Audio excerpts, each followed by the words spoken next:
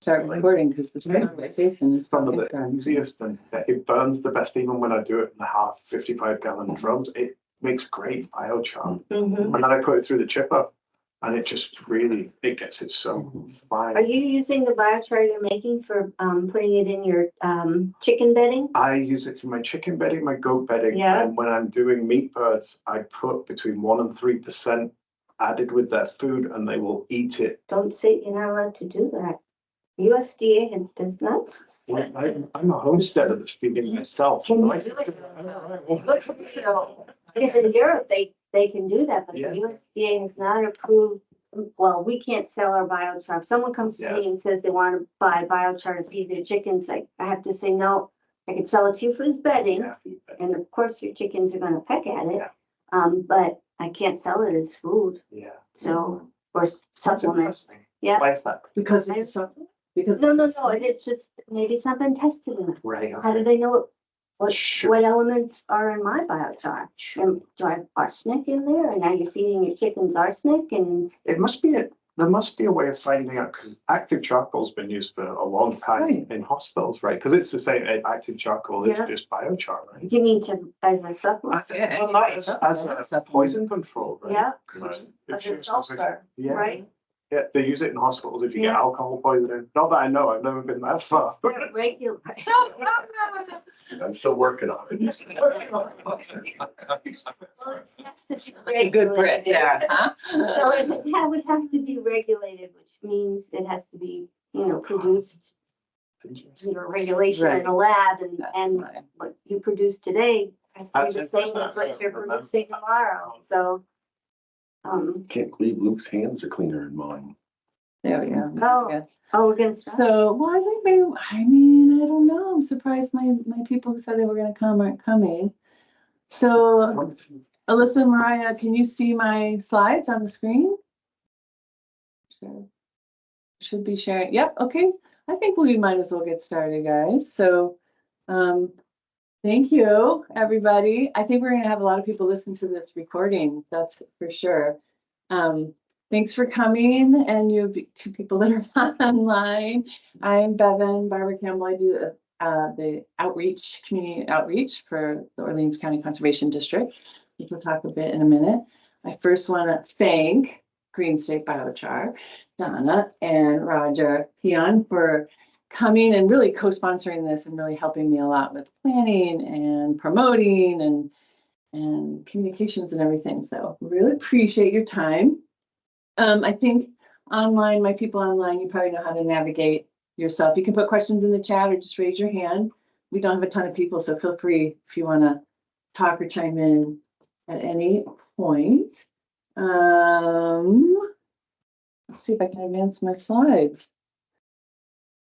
So we'll do some quick introductions for our speakers. Our first speakers will be Donna and Roger from Green State Biochar from Greensboro, and Biochar Basics and then some, I think you'll be talking about. And then we have Tom Gosselin, who's an environmental engineer using it in wastewater treatment, just to kind of show other applications. And then Dave Logic from NRCS will talk about it specific to NRCS conservation practices. And then we were going to have a lab technician, but we lost her due to illness from the USDA. So I have a great handout from her we can kind of look at and do some Q&A together. Okay, I remembered to press record. That's good. One thing. Just a tiny bit about the Orleans County Conservation District, maybe for you in particular, Tom. I know you guys clients of ours already of NRCS in the district. So we're the conservation district for Orleans. Every county in the country practically has a conservation district. So we do all kinds of services.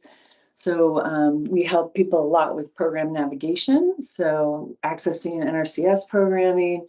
We do a lot of water quality monitoring, soil and manure sampling, riparian and shoreline works, which is misspelled, tree plantings and stream restoration. We can help you with nutrient management plans, equipment rentals. We do lead locally led conservation planning, and we love our annual plant sale. I have a handout on it in case you need to buy some trees. Okay. We've been working with land stewards since 1946 in Orleans County. So that's my last slide. So now I'm going to go back because I want to introduce Green State Biochar by playing a video that I hope I'm going to be able to do here. Oops, right now I can't see my, there we go. Yeah, help me. And I got to go here. We got to go to all kinds of places. So that's not what I wanted to do. I'm going to play a video from Green State Biochar. Look at that. Now I want to make it bigger. There's Luke and. That's sorry. Luke.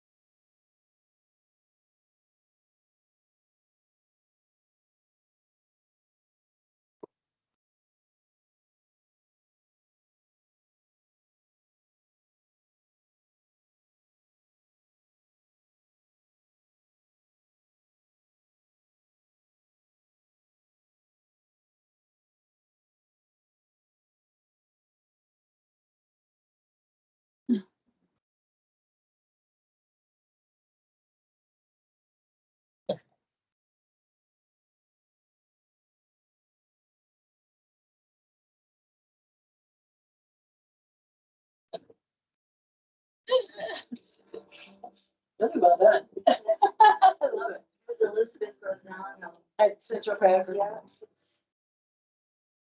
Put that together. Oh, nice. Okay. No, now I gotta try to get out of all these things. Sorry, everybody. Oh, goodness gracious. Okay, sorry, online people. Hopefully you're still with us. Let me bring you guys back up. Oh, there was another person that was trying to get in. Hi, Alex. Oh, so it's the- Were you guys able to see that video? Did my screen share? Oh, hello. There's Alex. Hi, Alex. Okay, we were waiting for you, but then we went ahead and started. So I'm gonna now fire up Donna's slides. Which I gotta find. I got things in all different places here. So now I want to do slideshow from beginning. Okay. Now, looks like my slides, but it's your slide. Ah, Thank So you. I'm going to introduce Donna and Roger Peon again from Green State Biochar, and Donna's going to tell us everything she knows. oh dear. So, I also want to thank you, Bevan, for putting this together. And I also feel like I need to thank another few individuals, and that would be John Forsher, who was the consulting engineer that helped us with the phosphorus challenge. He's also an anaerobic digester, pyrolysis gasification expert. Dr. McLaughlin, also a recognized expert in pyrolysis systems. He has many commercialized patented technologies. And both of them were very instrumental in us getting into the phosphorus challenge. I also want to thank Kathleen Draper. She's the USBI board member and chair for IBI. She has been an incredible mentor to us from day one right up through today and going forward.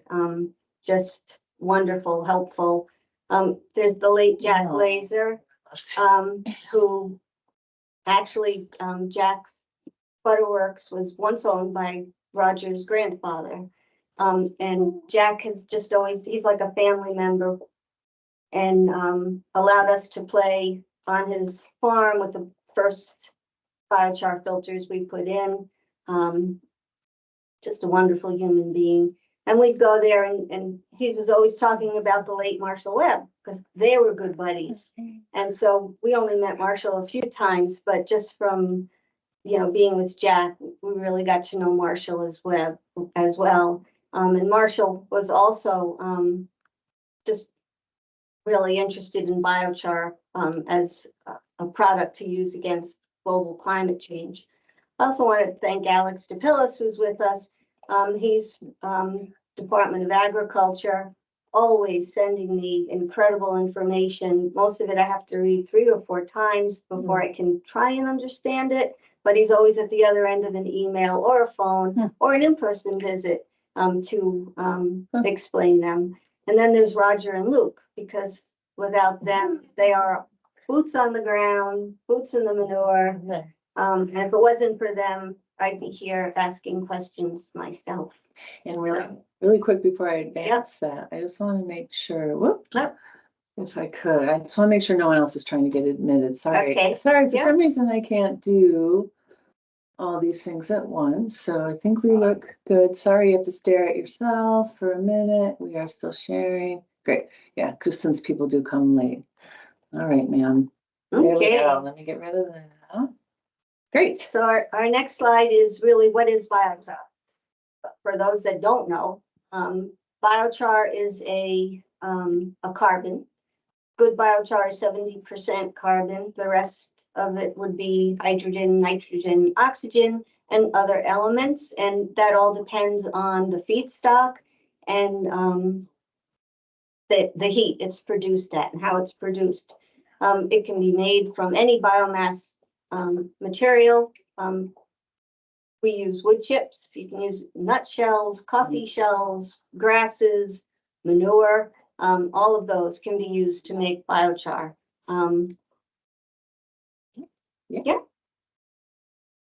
It's a lightweight organic carbon that's great. It's highly porous. It has a large surface area. Can't advance for some reason. Hang on. I don't know why. And this is Was that the next slide? Right. Good. That's the next slide. This is a pyrolysis unit, which actually works similar to the one you just saw, although it's a little more decked out. And you can see on the left how you're going to put in your feedstock, whatever that is, nutshells, grasses, wood waste. It's going to go through the system at very high heat, like 1200 degrees Fahrenheit, 0 to no to little oxygen, and it's going to send out either your biochar, syngas, which you can actually reuse, which we reuse on our machine to power our dryer when our dryer is going for feeding our unit, and also pyrolysis oil. What do you do? Well, you'll tell us what you do with the oil. We don't use the oil, but the oil is excellent. There's lots of things you can do with biochar. So much. So this is, we started making biochar, I guess, in 2016. And that's, Luke wanted to make the unit, and Roger and Luke went and made the unit. And now we're pumping out biochar, using it in these little filters at Jack's farm. And then the phosphorus challenge came up. And actually, we then got introduced to both John Forsher and Hugh McLaughlin's, who partnered with us to get into the Vermont Phosphorus Innovation Challenge. And there were 27 applicants and 5 groups were selected, and we were one of them. And the Vermont Phosphorus Innovation Challenge was an effort to see how we could stop water from, runoff from hitting our waterways. And then reuse the phosphorus, because, phosphorus is not endless. So we need to reuse it, find a way to capture it and reuse it as best we can. So then we went into the challenge and we designed that next one. You get 3, okay. We designed these filters. We had to produce about 15,000 pounds of biochar for these 2 filters that we did at Butterworks Farm and the Wonder why. Wonder Why Farm in Cabot. Ah, Yeah, and that's what we did. We, designed these filters, got the biochar in the ground, had some holding ponds. We had to run the effluent in through the filter and out through the filter. And we would capture it before it went in and when it came out. And that's what those test tubes are to the right. And then they went off to Endyne, and we did this 2-3 times a week sometimes. And just kept running it through to see if we were capturing the phosphorus. And you can see how clear the sample is on the right compared to that's after running it through the biochar filter. So they were working, they're capturing the phosphorus, and the end result is that now you have this very phosphorus rich biochar, yeah. which you can use as a soil amendment, soil conditioner. And then we'll go to the next slide. So that was really that was the first phase of the phosphorus challenge. This I don't suggest people do, but the biochar also reduces odor. So if you smelled the effluent before it went through the filter, which is basically, from a manure pit, and then here we have Roger giving it the smell test, and that's black tape. I don't want people to think that it looks like it's black, but it's not. But he's literally, putting that after filter effluent up to his nose, and the odor really diminishes. So you can use biochar for odor control as well.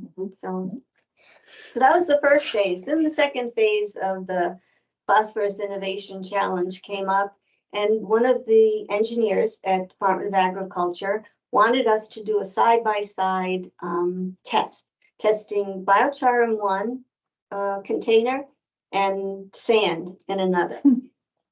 And this was in late July, and this was at the Wonder Why Farm. And let me tell you, it was between 95 and 100 degrees. It was the worst week of the summer. It was so hot. So anyway, at the same time, Wonder Why Farm was digging a new manure pit. And there was only supposed to be, I believe it was 100 gallons.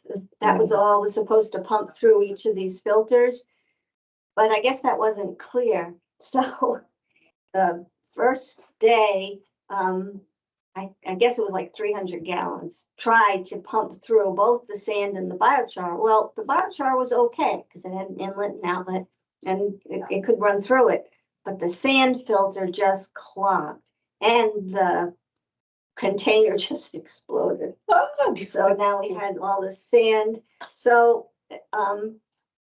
we had to move on from this, which is the next slide. And what we did here was, God bless them, Roger and Luke collected a tote of manure from the manure pit, manure and liquids that comes out of the manure pit.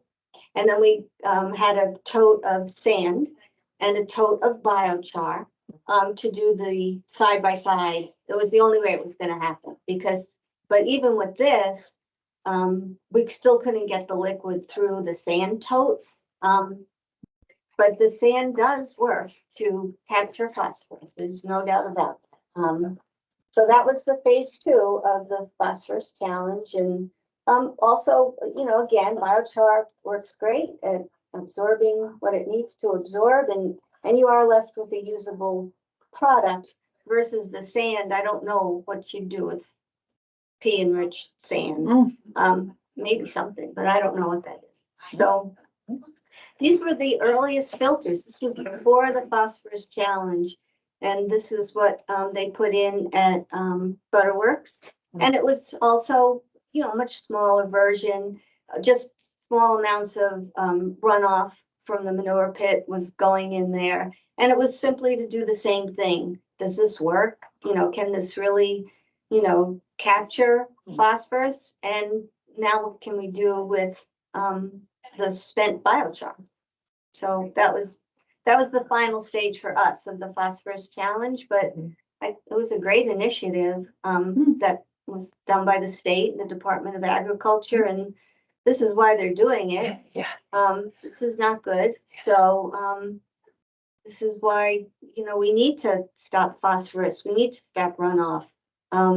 If you have a home around a lake and your lake looks like any of these pictures, you can't even open your windows in the summertime from the odor, and much less swim or That's a boat. dog? That's a dog, Yeah, yes, it's and just there's like been, dogs, yeah. yes, and there've been dogs that have died from That's, swimming in lakes with, Yeah, yeah, yeah, that's terrible. yeah. So anyway, that's why our filters and biochar and preventing runoff matters. But farmers are stretched, and Yeah. I'm not blaming farmers totally. I also live on a lake, and the people want their lawns to look green. Mhm. I mean, and when you live on a lake, that's going to run off too. And then there's the old septic systems. I mean, there's old camps that have failing septic systems that are leaching into our lake. So it's not just our farmers, and they struggle as it is. So anyway, That's good. Is that your? next slide. So what else do we use biochar for? Well, right here in Montpelier, Vermont, and Stockholm, and Cincinnati, Ohio, they're using biochar as a soil conditioner underneath these, some concrete sidewalks, so that the roots of the trees actually have room to grow and get to the nutrition and water that they need, because the cement does press heavy onto the roots of trees, and they've been successful with that. They're replacing coal with biochar in Germany. Biochar is being used in construction and insulation and mine reclamation, in plaster for humidity control. They're actually in Africa, they put biochar in with asphalt for their road surfaces. And that's working. And certainly we can augment traditional fertilizer use by adding biochar, and we can also use biochar as a filter material for on-site wastewater treatment, which Tom will address shortly as well. And then this is my next little project. Oh, yeah. These are pavers. So what I've been doing, well, the concrete industry contributes to 10% of CO2 emissions globally. So anywhere you can replace some cement with biochar, you're getting somewhere. So what I've been doing, and I have a few recipes, and one of them comes from someone in Finland, and I'm actually replacing 2/3 of the cement used in a traditional paver with biochar. And I've been testing them outside, and I wouldn't drive on them, but I wouldn't drive on any paver that you buy from like Home Depot or anywhere. They're 1/3 of the weight because they're not as heavy as the cement. You can claim to be sequestering carbon because you're using biochar in your paver. And anyway, this is my little test, and I'm going to start working with different colored concrete. And this big paver, I've had quite a few fail too. This bigger paver, I had marbles in, so I was hoping I could get marbles to show on the surface. I'm trying to, throw some artistic in there, but anyway, I'm looking forward to the warmer weather, because this creates a real mess in your garage, mixing cement and making pavers. So that's my next project. And then we're trying to get it in as many celebrity gardens as absolutely as we possibly can. Mr. Guzman. That's right. I love him. Yeah, and Senor Guzman. Yeah. He's delightful. he is. With So this. this is You guys know, you recognize him? Yeah. Hollywood, yeah. Yeah, Oh, He's a good. Vermonter. yeah. So anyway, Cool. we try and get it in. That's Luke and me, and that's at Louis. And he loves the biochar. Yeah. Very good. And then, we have, how can biochar really reduce CO2 emissions? This is a 5-hour Yeah. PowerPoint that I Mm. wouldn't even touch. But this is a great article, great research paper, and they're claiming that the use of biochar substituting in different places, cement use, wastewater treatment, feed, emissions, can also reduce, the CO2 emissions by 10% globally. So Yeah. that's just touching on, Energy as well, right? energy, yes, yeah. So, I have that link at the end. And you Okay. have it Oh, here. okay. We'll Yeah. share all the slides. Yeah, Yeah. okay, I was gonna Right. ask, could you, that would be I great. Did did we bring do a it? copy of the Is that your paper. last one? That's my last one. Okay, well, I'm gonna check on everybody since I can't seem to do that. Everybody online, are you hearing us okay? Excellent, okay. So next on our agenda, where are we at? Go back to here. Yeah, so we've got Tom Goslin is gonna talk. He's an environmental engineer with Prospect Environmental Services. Is gonna talk about using biochar in wastewater treatment, and I'm just gonna make sure we can see you. So I'm sure we can. Yeah, where are you in this camera? It's flipped on me. I want to wait. Okay, hang on, because I see Dave. Yeah, go that way. Oh, I turned it the wrong way to get you, Donna. Oh, I think it's like mirror flip. Okay, take it away, Tom. Tell us what you've been up to, what you're doing. Okay, yes, I'm Tom Jocelyn, wastewater engineer. 10 years ago, I retired from the Vermont Department of Environmental Conservation. I worked with municipalities all over the state. Formed Prospect Environmental Services to do research and consulting. I operate a small independent water research lab in Jericho near the Red Mill, if anybody knows where that is. Yes. Started leasing space over 7 years ago, spent 5 years renovating the space and working part-time as a security guard to pay for it all. Started active research about 2.5 years ago. I started with 2 parallel columns, concrete sand and biochar to treat wastewater. What I'm focused on is removing nitrate nitrogen, which is a regulated drinking water. It's a groundwater. It's a regulated groundwater contaminant, and there's a drinking water standard for nitrate nitrogen. There is a condition called blue baby syndrome, which is basically in infants where the metabolism is not fully developed. Nitrate, which is the oxidized form of nitrogen, can basically displace oxygen in the bloodstream, and they can basically chemically asphyxiate. That's the blue baby syndrome. So it's sort of the liquid analogous to carbon monoxide poisoning, but it's in the liquid medium. So I used I made concrete sand. Basically bought some concrete sand from local home improvement store. Filtered out the smallest fines. I got biochar from Vermont Organics in St. Albans. I believe the char was made in a kiln, and I believe it was made from buckthorn. And it was kind of in a very raw form. I basically processed it and ended up looking like a coal miner when I was done breaking it down, running it through screens. It was, putting on a plywood, pounding it with a hammer and running it through a screen. It was a mess. And I will never do that in the garage of my condo again. Oh my God, yeah. But anyway, so this report that I just passed out is a summary of kind of my phase 1 research, which was basically the first 6 months results. And what I found in the first 6 months is that I tested for total nitrogen. And what I found is the biochar column significantly outperformed the sand column for removal of total nitrogen. I did not find that to be the case with phosphorus. Also I measured total phosphate.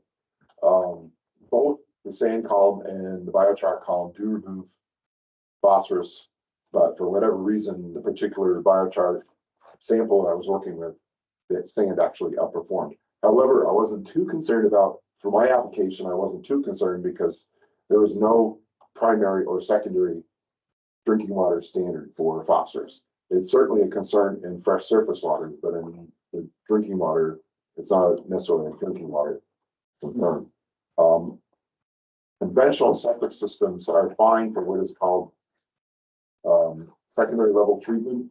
They'll remove most of the carbon, they'll remove most of the turbidity, most of the bacteria, but they're not, conventional systems are not terribly effective for removing nitrate, nitrogen. In Vermont, I have not heard a lot of concern about nitrate, nitrogen. Basically, our water wastewater rules run well over 200 pages. They're very complex, but I think the word nitrogen comes up maybe 3 times in that massive document. However, I have talked to talked to some people on Cape Cod who are very concerned about nitrate because it's a groundwater contaminant, and also unlike in fresh surface waters where phosphorus is the limiting nutrient for algae growth, in salt water it's nitrogen. So I'm kind of focused on their needs, although I think my research could also benefit basically anywhere where we draw drinking water. And 55% of Vermont being one of the most rural states in the country, 55% of our population is served by on-site wastewater. But we address it at separation distance, but we really, my experience has been in above ground wastewater treatment. So I feel like I understand the wastewater treatment process, but in the on-site world, it's more prescriptive. I don't see a lot of attention or research about the treatment process in septic systems. There is a research site on Cape Cod that I have visited. There's a handful of research sites across the country, but wouldn't say there's a lot going on in that field. So anyway, so after the 6 months, and I think the reason that the biochar column did so well in the first 6 months, I think my suspicion is that there's a chemical adsorption process going on. What I'm looking at now is more biological removal of nitrogen, which is really more, I mean, the problem with adsorption is that in a column, there's going to be a finite number of adsorption sites. And once the sites are used up, you kind of out of luck. With a biological process, it's more continuous. Nitrogen removal is basically, it's complex, but basically it's basically the transition is from complex organic nitrogen to ammonia, and then nitrified to nitrite and nitrate. So nitrate is the oxidized form of nitrogen, but to remove the nitrate, you need to go through a low oxygen environment to get to atmospheric nitrogen. So basically the atmospheric nitrogen it's released from the system. I mean, 78 or 79% of the air we breathe is atmospheric nitrogen. So what I've been doing since spring of 2022 is basically continuously feeding the columns. What I found by, say, last fall was that the nitrogen removal performance of the biochar dropped substantially. However, it was still, it was about, same columns removing about 8% of total nitrogen, and the char columns removing about 16% of total nitrogen. And that's in an aerobic environment, which is not ideal for nitrogen removal. For nitrogen removal, you need high carbon, you need high nitrate, and you need low oxygen. So I realized what I need to do is I need to cut back on the secondary level treatment. I need to basically, I need to scale back so that what's coming, I need to create a dedicated denitrification zone, which conventional septic systems don't necessarily do that. I need to cut back on, I need to have more carbon going into a denitrification zone in order to get the transition from nitrate to atmospheric nitrogen. So I'm basically kind of scaling. So I started out, I visited the Mass Tech is a septic system test site on Cape Cod. They are working with 18 inches of sand over a layer of 18 inches of sand plus wood chips. As far as I know, they're not really doing anything with biochar. So I kind of started, being a newbie, I kind of started with, okay, 18 inches of material.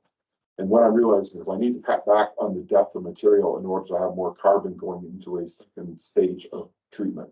So I'm now working with about 2 inches of sand instead of 18 inches of sand. And I'm finding just those first few inches of sand are really doing a lot of treatment. Kind of put the biochar on that column's inactive right now, but I'll be getting back to it. And then what I'm doing is I brought in the second refrigerator into my lab. I'm working with, with a proprietary treatment system. This is a section of, I don't know if anybody can see this. Oh, yeah, let me double check. Hang on. Yeah, I could try to move this stuff. Oh boy, makes me nervous. Let me look on here. Okay, so this is one of many. There are many different proprietary systems in for septic leach fields. This is by Presby Environmental. It's a corrugated, large diameter slotted plastic pipe, and their treatment process is basically wrapping. Okay, this is a pad that goes underneath the pipe, and then you have kind of wrapped around it. You have this thing is a mess, and I need to talk with them about that. But Oh yeah. so basically, they have. You can see this. Yeah, that looks good. I can see it. There's 3 treatment layers. The pad. This is what's called the advanced enviroseptic pipe.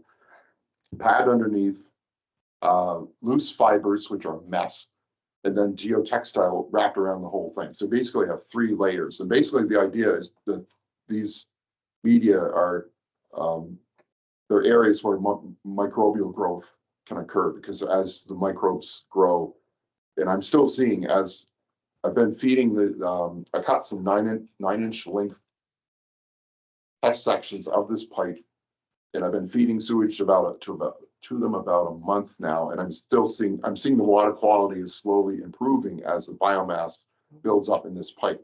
But there's a lot more carbon coming out of this than there is coming out of like 18 inches of sand or biochar, which I need to have more carbon coming out to go into a denitrification zone.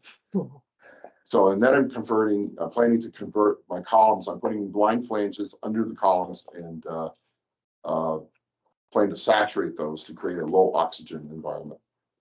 So I know it sounds complicated, but it's a work in progress. So this is going through the water coming through the septic system, and then this is the final. This is a distribution. This is cross section of a distribution pipe. Right.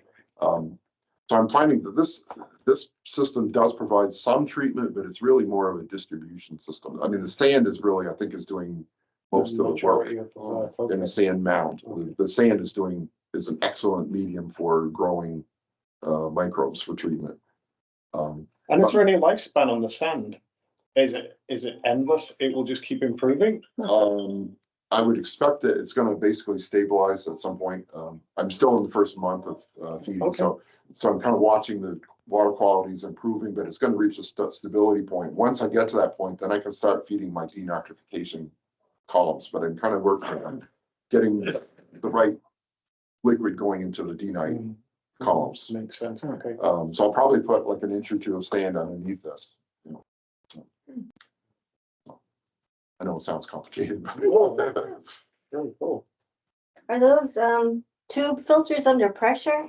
no, it's all gravity. It's all And basically, my approach is to see what can be done to maximize nitrate removal in all gravity systems. There are some proprietary systems out there that have power. They're basically mini treatment plants in your backyard, and what they do is they recycle high nitrate back to the inlet. So they have high nitrate coming into contact with high carbon. But when you don't have a powered septic system, you can't do recycling. So you need to create the right material going into a denite zone in the first place. So it's challenging. And I don't know how this is all going to play out.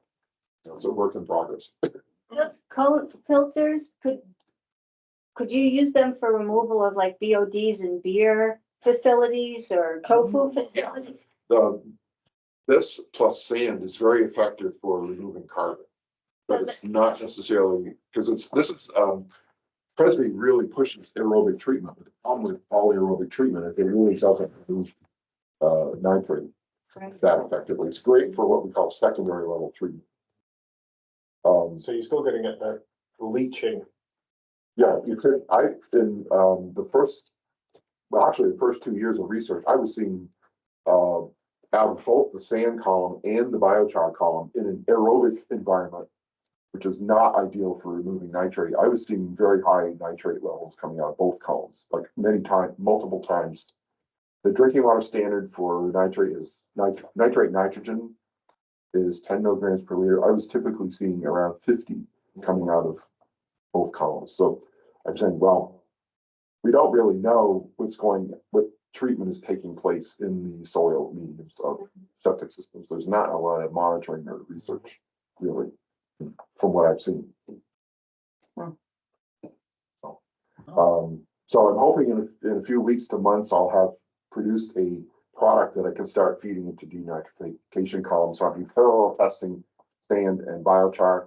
The reason, well, other researchers have found that biochar is very effective for removing trace organic contaminants, and also it's used for odor control. In a septic system, if you have pharmaceutical, anything that gets dumped into a septic system, could be pharmaceuticals, trace personal care products, that kind of stuff. That can really affect all of the. It wouldn't necessarily poison the microbes, but it's not really, I mean, this is not specifically intended to remove trace organic contaminants. And biochar may be more effective for that. So I'm not doing testing for trace organic contaminants because that testing is very expensive, and my research to date is self-funded. I hope to change that, but. Do the geotextiles act as a charge in any way for when? That I don't know. It's basically a medium for microbes to grow on. Yeah. So I have actually in my second refrigerator, I have two sections. I have one type section with just the geotextile, which is the big called Simple Septic, is the trade name. And then I have another section with all three layers. So I want to compare that to figure out what's going into D9. And I haven't started working. There's another product that's not biochar. It's an inorganic called foam glass gravel that's produced by a company named Glavel Incorporated. And they have a plant in Essex Center, Vermont.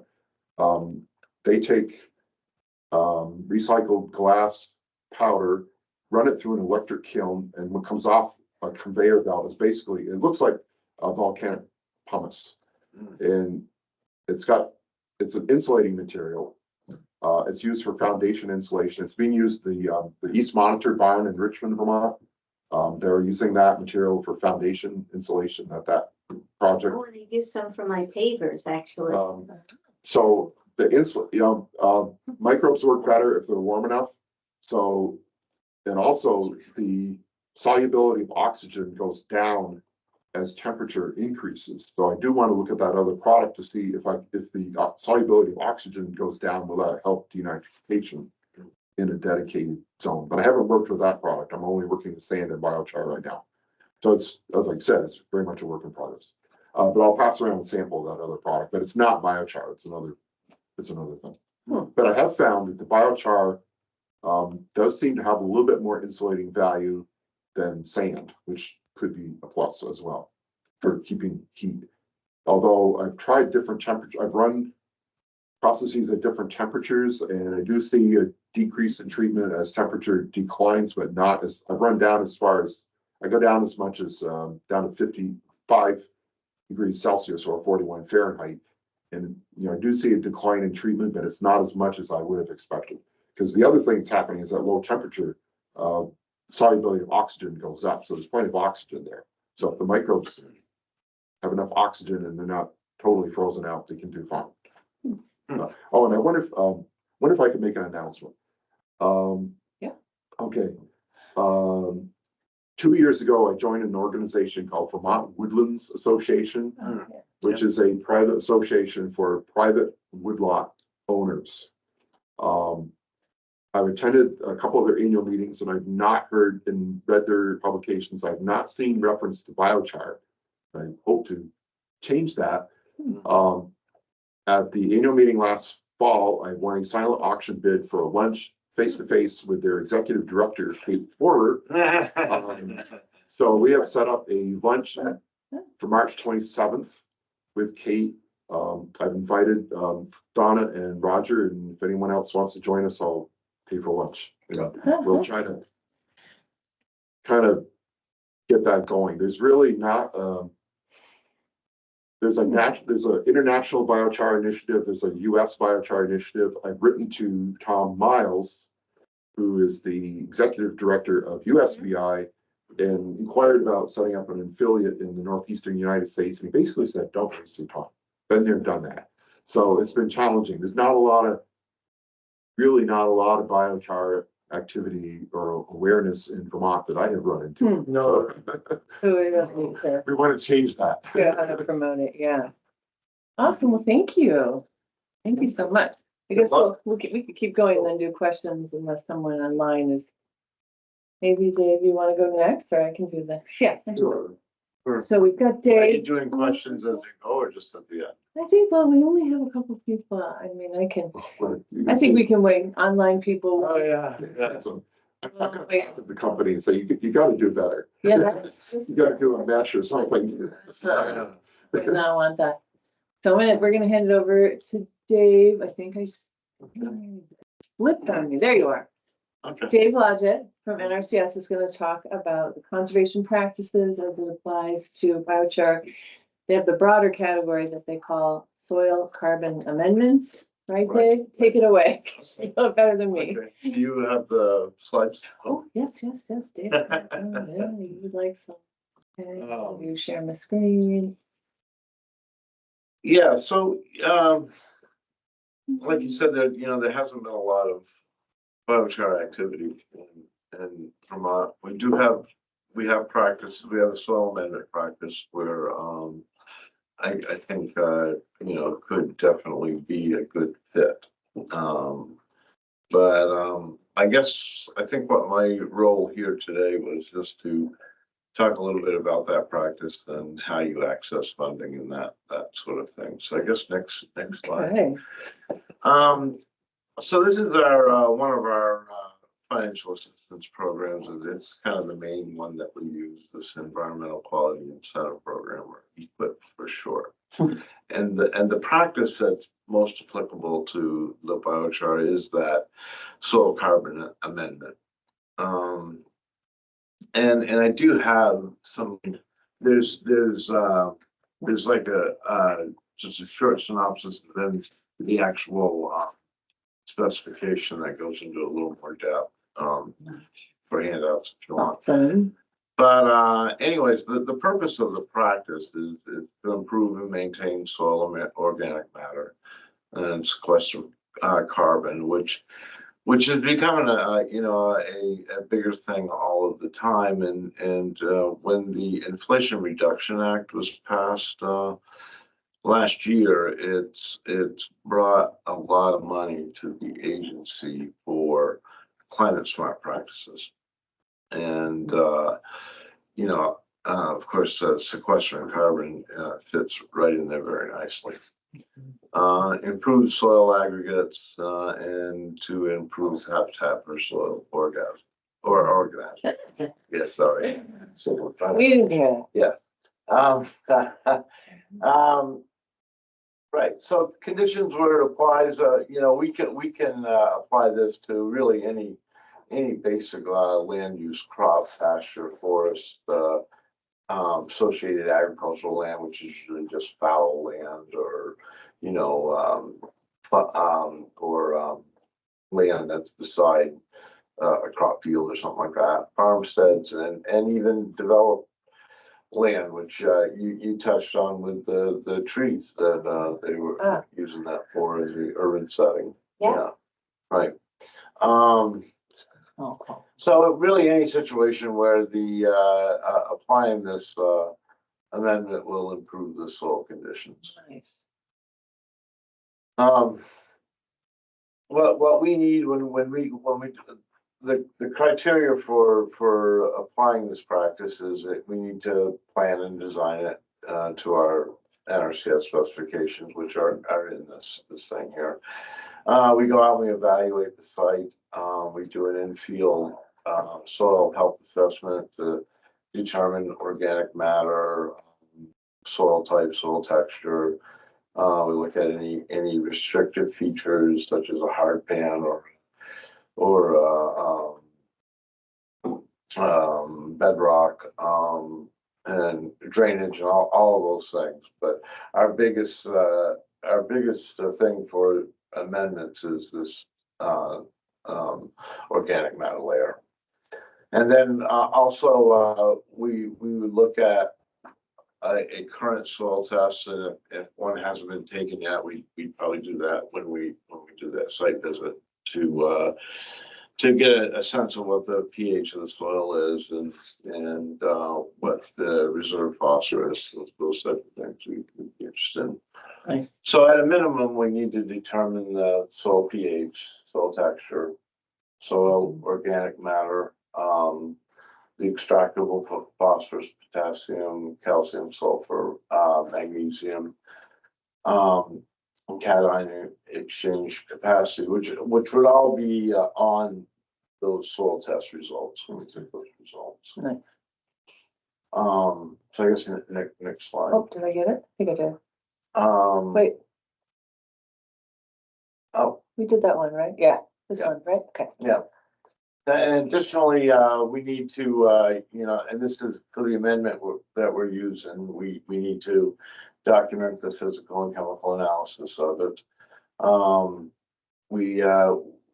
We try to apply the amendment with minimal soil disturbance. And at a rate and time that'll achieve the intended result. And we also, talk with landowners and ask them to consider developing a what we call a 590 nutrient management plan if they haven't done so already. And most farms have, but it just the nutrient management is just overarching and Nice. fits into it. Yes, there we go. So specific to biochar, we have to document the origin of the biochar and the feedstock and the production methods. We need to obtain a test results for that. That includes the pH, the electrical conductivity, moisture, organic matter, particle size, micronutrients, ash, Lyman equivalent, organic carbon, and chromium, which I wanted to look up to see what that was about. That's but anyways, usually when you do an analysis on that, all of those numbers are there. Yeah. So basically, it has to be tested.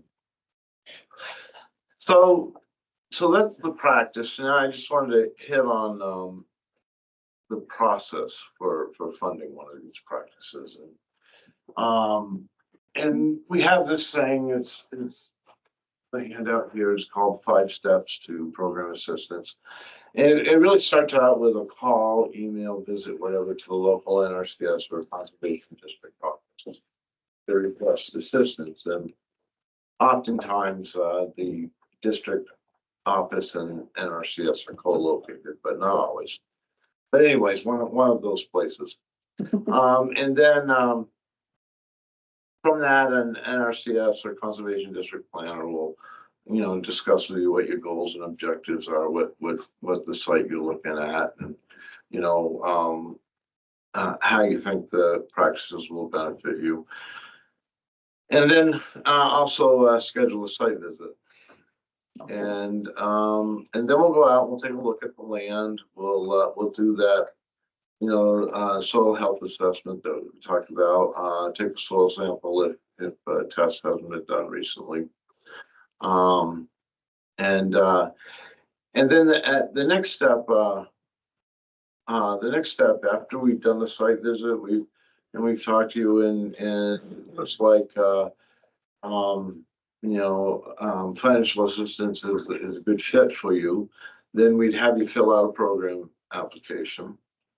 And either district or NRCS can do that, can help you with that. Once we have the application, Can I jump in on Sarah's CTA? So is this Oh. us more than you? This is for initial, if someone yeah, it can be that, or it can be an actual program could be in. application, like an equip application, but. I'll show that too. You know, Okay. either way, once you have a financial assistance application on file, the next step, if you haven't done so before, is to establish farm records with the Farm Service Agency, which is our sister agency and is co-located with us. And what they do is they work with you on how your business is structured, whether you're an individual or a LLC or a joint venture or whatever your business model is. And also they'll record your land boundaries and assign what's called a farm and tract number. We use that to do all of our planning. So in order to do financial assistance, we need those numbers. Mm. And then there are some other eligibility forms that you would fill out, and once again, either NRCS or the district or Farm Service Agency can help assist you through that process. Once all that's done, or while it's being done, whoever your planner is, whether from NRCS or the district, will continue to complete a conservation plan. And then they'll submit that. It's like a ranking process that we do, and they submit the application for funding. If the application is accepted, then contracts are drawn up and signed. Money's obligated to the contract, and at that point, then those practices are now ready to be implemented and eventually certified. One of the things that we always try to impress is that we aren't allowed to pay for a practice until it is complete. It's and it's certified, so it's a reimbursement type. It's a reimbursement. Okay. Yeah. And for practices like this, that's not.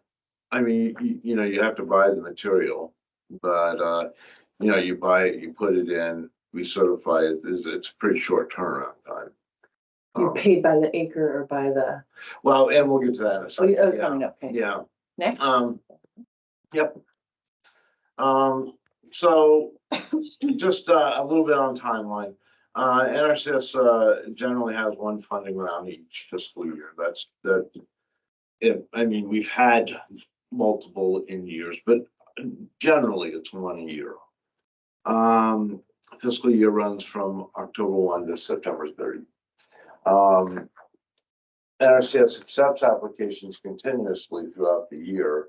And then when we are coming up on an allocation, a cutoff date is established. And all of the applications that we have on file to that date will be reviewed for that particular funding round. So our next application cutoff is August 23rd, 2024. So we'll be accepting applications all the way through on the 23rd. After the 23rd, it would have to go into a future fund round. But for this next upcoming fund round, August 23rd. And it'll be with fiscal year 2025 funds. We're actually writing contracts right now for our fiscal year 2024 funds. So the applications are selected and funded. That will occur sometime after the 1st of January, 2025. And then the contracts would be obligated by spring of 2025. So if you're applying today for a practice, it would be to implement spring, summer, fall of next year. Mhm. Yeah. And then just, I think I've already said that on a previous slide. God, that's a, So the next slide is yeah, payment schedules. yes. Okay, this is a 2024 payment scenarios for Biochar.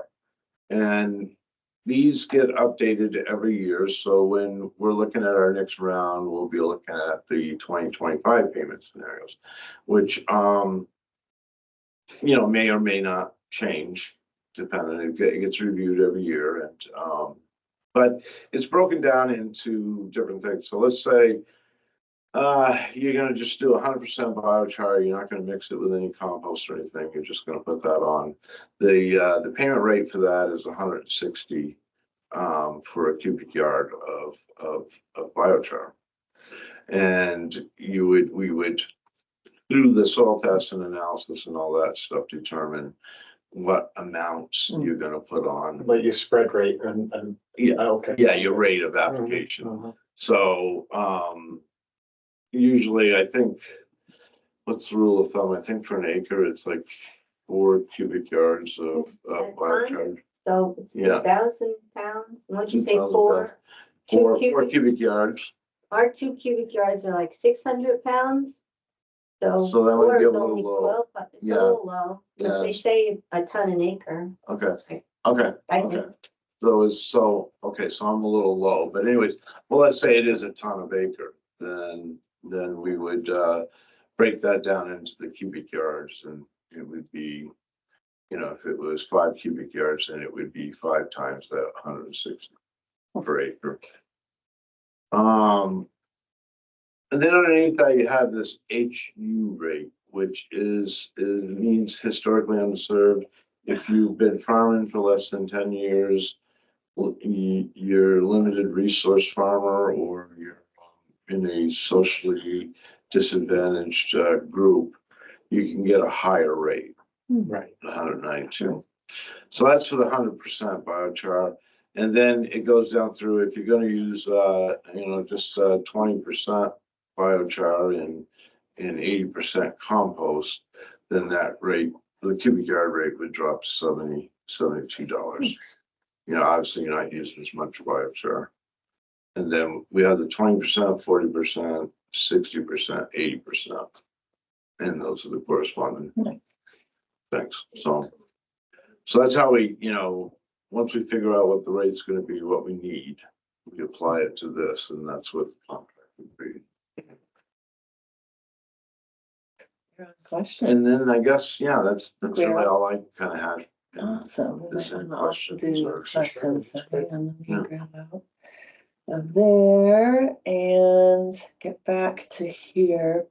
So we could do questions, or I could quickly just talk about the lab results was the next thing. Okay.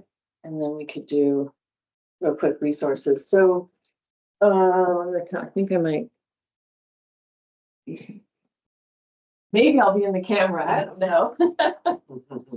Hello, everybody. I don't know if you can see me, but I think the CTA request would probably just apply to you. We do have a request for the district called the Conservation Technical Assistance Request. It kind of initiates the process for us to help you with services. The last thing we wanted to talk about was lab reports. We were going to have Rachel Bashiri, biological science technician from Agricultural Research Service, USDA. She was going to call in from Oregon, but is ill. And she was going to help us interpret your lab results, was it? Or any lab results. Yeah. I mean, she has a lot of hours. We're waiting for them, so. Yeah, so we do have a good, I don't know if that's showing up, and I will make sure we share all the slides and all of these resources. This is the US Biochar Initiative Interpreting Biochar Lab Results. And they point out that biochar's physical and chemical properties control its effectiveness. Properties are determined by feedstock, production conditions, and pre and post processing. They can differ greatly in their properties. But I'm going to probably hand it over to you. You could probably talk about why you've done what you Well, have We learned had from the your lab. USDA actually was asking for producers to submit samples. And they were paying for these lab tests, because they're very expensive, really, it's $500. Yeah, I've had some, yeah. And I was like, I'm not quite there yet. So, it's just interesting, and, we have the lab reports mostly our biochar. And then biochar pulled from the filters, and that's being done by the same lab that's doing it now, that we sent all our new biochar. So that's why I was interested in having Rachel here as well, just because we have pine, we have spruce, we have cedar, and, you know, each report is different, and even the carbon, you know, fluctuates, and, just to get feedback, what does that mean? And, Like fresh wood or old wood or like rotting wood, there's so many different variables. Right. That's what I was. Yeah. Also, our biochar, we actually do have the USDA biopreferred, which just means that it's X amount, organic material, I think is all that means, and it's like at 97%. And it really should be 100%, this much I do know, and I know this from Hugh McLaughlin, because I was like, how could this be 97%?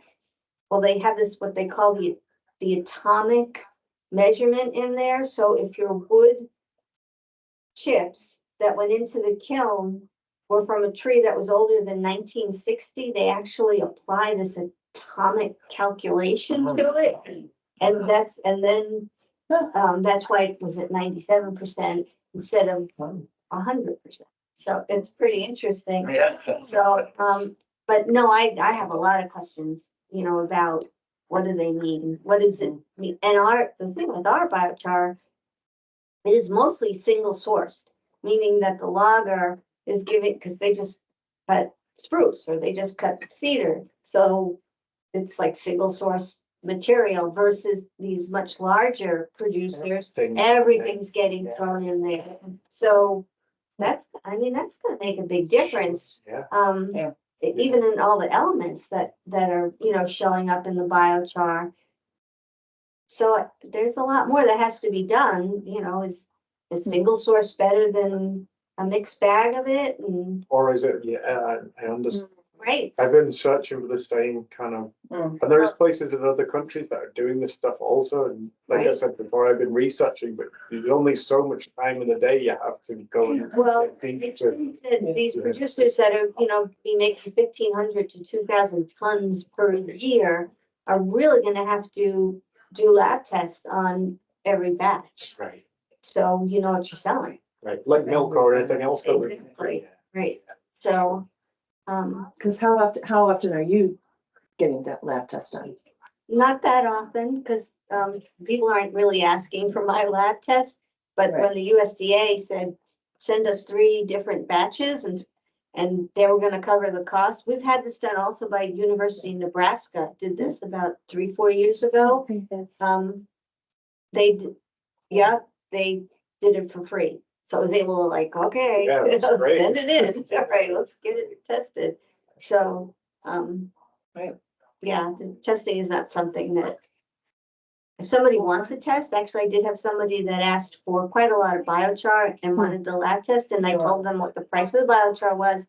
I said, but I'm gonna have to throw in this $500 Oh, is this? for the test, if that's really what you want to say, so. Well, great. Well, we do have that. I will definitely share all these links to the online Thanks. people. Great. Yeah, and I have this last slide with all kinds of resources, contact information for us.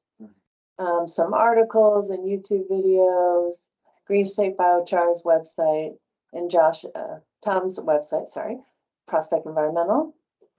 So we will share all these slides with everybody in a follow-up email. And I have some events, want to let you guys all know about our plant sale. We do have a wetlands and tile drains workshop coming up on April 9th. And our conservation fair, this might interest you, Tom. We're going to have guest speaker from permaculture expert Mark Krosdick from Keyline Consulting and Megan Giroux from Interlaced Commons talking about permaculture, tree care, and agroforestry. at our conservation fair on May 4th. So I'm just gonna see and open it up to questions. When's the pickup for the, Plantel pickups on May 4th. oh, okay. Yeah, let me bring our guys back up to make sure that these guys are. Here we go. Does anyone online have any questions? Like you just have to stare at yourself. You can unmute if you want. Yeah, go ahead. Go ahead, Alex. Can you unmute? Yeah, can you hear me? Yes. Great stuff. Thank you, everyone. Fascinating.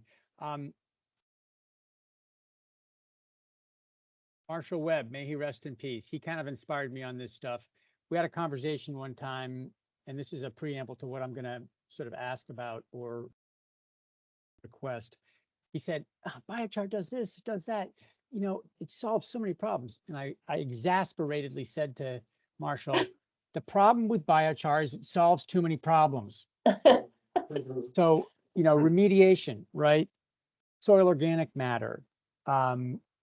You know, potentially it's a building product that reduces, you know, on and on. And so I've been approached from a lot of different people and for a lot of different reasons about all of the things that biochar can do. I am particularly fascinated with it because it's a natural solution. It's a nature-based solution to what, you know, to climate change and climate adaptation, and has all kinds of possible benefits. What I zero in on, yes, I'll do this survey. Let me click on Yeah, it don't worry now. about that. I just want to have it clicked on so it's open. I don't have to think about it. Perfect. So what are we going to do with this stuff? Like, where to like focus my effort? Because, you know, life is short. So what I've really focused on, and this is, again, leading up to my question, is nitrogen. And the reason is it makes sense to me, right? We have carbon to nitrogen ratios in compost. You throw, you know, 5-10 buckets of sawdust in your garden, you are not going to see very green leaves. You're going to starve your crop of nitrogen because it gets, quote unquote, tied up. Okay. So I'm not the soil person, but I know that if you have a bunch of carbon, it ties up nitrogen.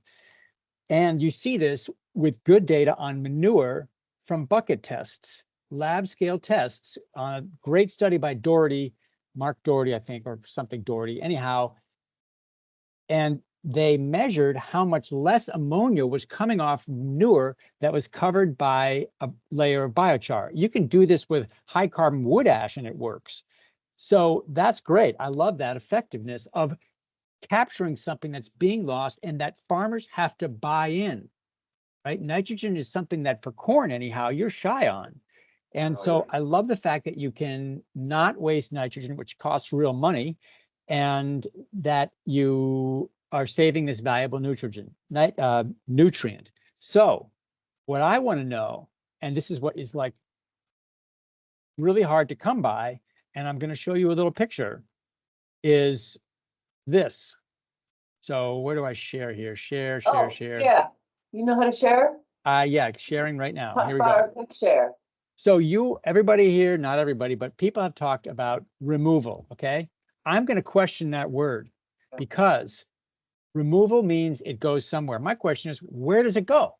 Right now, you've got this biochar tied up a bunch of phosphorus, or the sand did, or whatever. Now, what's the disposition? What's the fate of that nutrient that is now in a different form?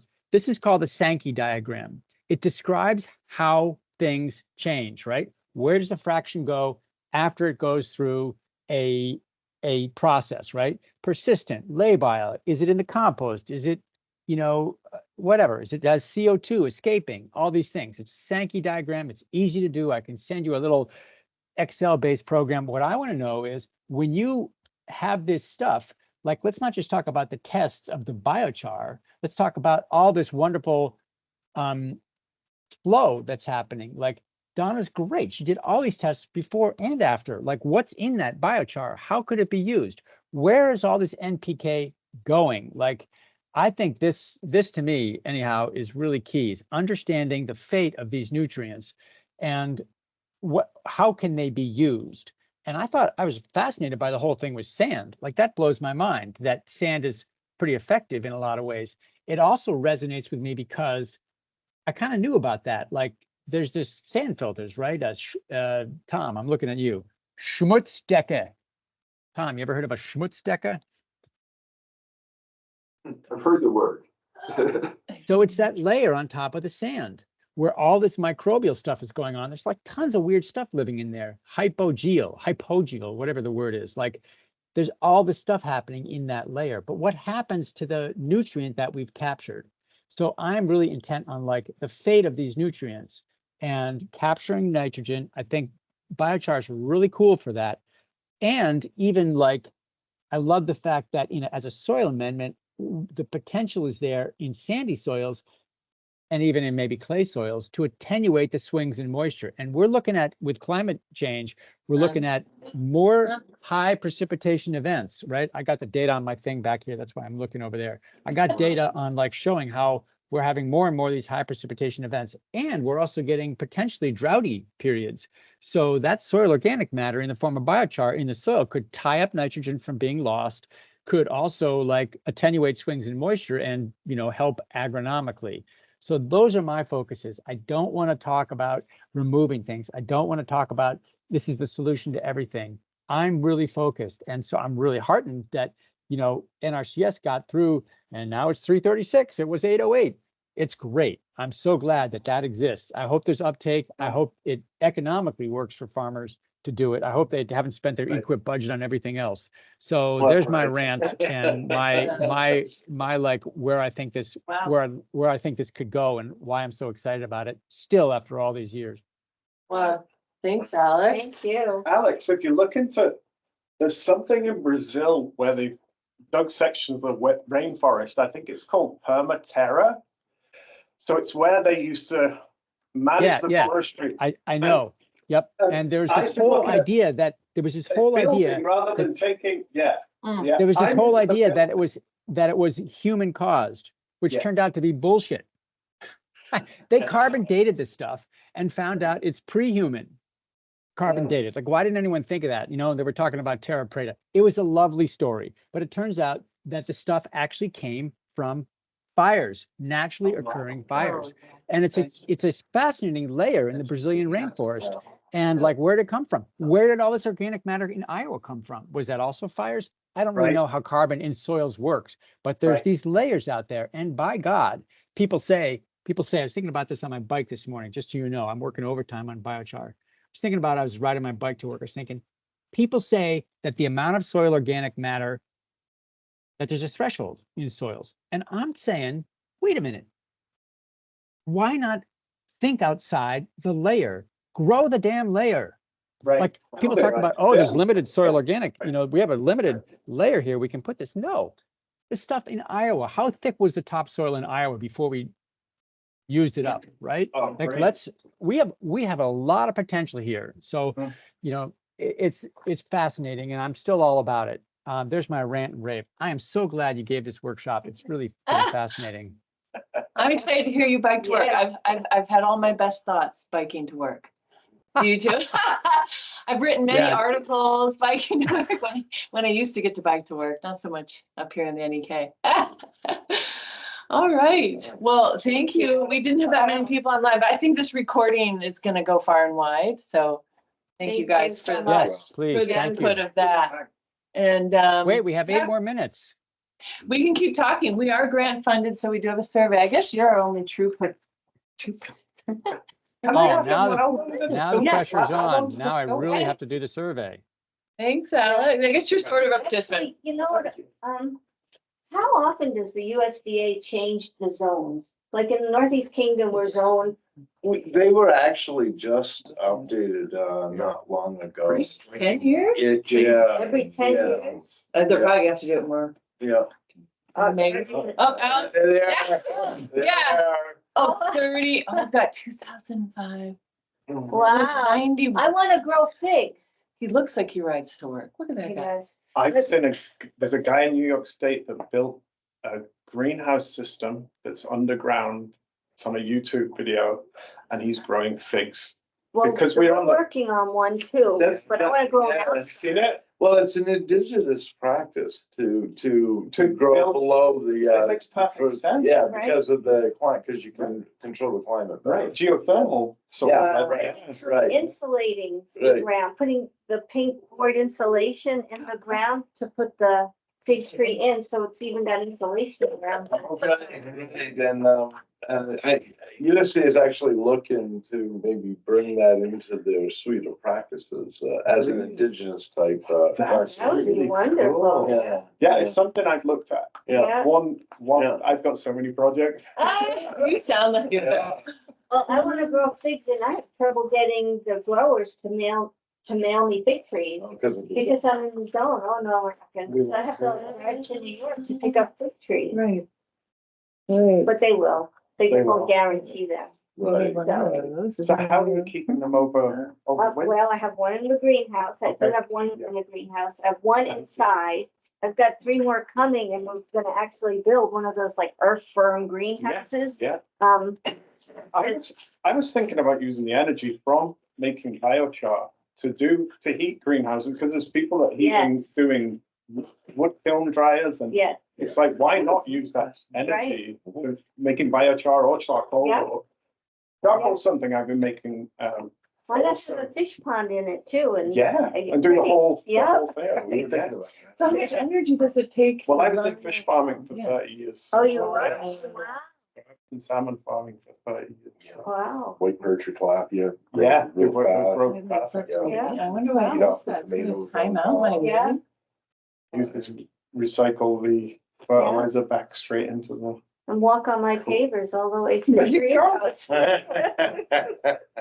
Love it. This is your simple, oh, your Sankey. Okay, I'll definitely share that with people. Thank you so much. All right, Yeah, wait, be I have one more good. thing I have one more thing One to more thing, share. Alex. One more Yeah. thing. I've got to show you something. You guys are all talking about your figs. Yes. Uh-oh. This is- Where is Hard. Alex? Thank you so much. He's in Montpelier, he might be zone Very 4B. Yeah. All right, Maybe. yeah, I might be. So I tried to attach a, tried to upload a file there. Orange County, so. Oh, you're uploading it to the chat? I Yeah, got the did that Sank- work?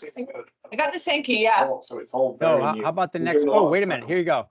Go again. redesign on the I house forgot and to then press the fast, button. but There you go. Yeah. the future- Oh, There's your picture. okay. Oh, you should. get Wait, that. how do I show it? Oh, Oh, wow. Yeah. Thank you. That's Is awesome. this your fig? That ain't no fig. Oh, what is it? Asimina triloba, pawpaw. Ha, Oh, nice, that's Alyssa. pawpaw. Ah, Alyssa guessed it. Thank you. That's in my yard. So Really? speaking of zones, right? I mean, there's always microclimates, but this is so you know, we gotta adapt. And this is my infatuation for what it's worth. It's Papa, yeah. And that's from, but aren't the pawpaws in Michigan or no? What's the pawpaw grows in what zone? I think you can grow them. Yeah. Mhm. I mean, there's different varieties of pawpaw, but you know, I'm trying to grow it up here. This was the first year I had fruit. It thrives vegetatively, but this was the past year was the first year I had fruit. Anyhow, so yeah, things you are wrapping changing. it? It's interesting. Yeah, are you wrapping it in the fall, in the winter, or no? Are you bringing the plant inside? All right, fine. I'll send you some seeds. Is that what you're saying? You want me to send you some seeds? Most importantly, are you using biochar? Yeah, absolutely. Biochar. Wait, that's the answer. Biochar. Biochar. Why didn't I think of that? He's clever. Funny, well. Thanks, Alex. Thank you, everyone. Thank you. Thank you. Nice to meet you. Thank you so much. I will definitely share all the resources and recording. Thank you, Alyssa, for joining as Bye, well. Alyssa. Thank you. Okay, Bye. Papa, she goes, thanks, guys. Thanks, Alex. Bye.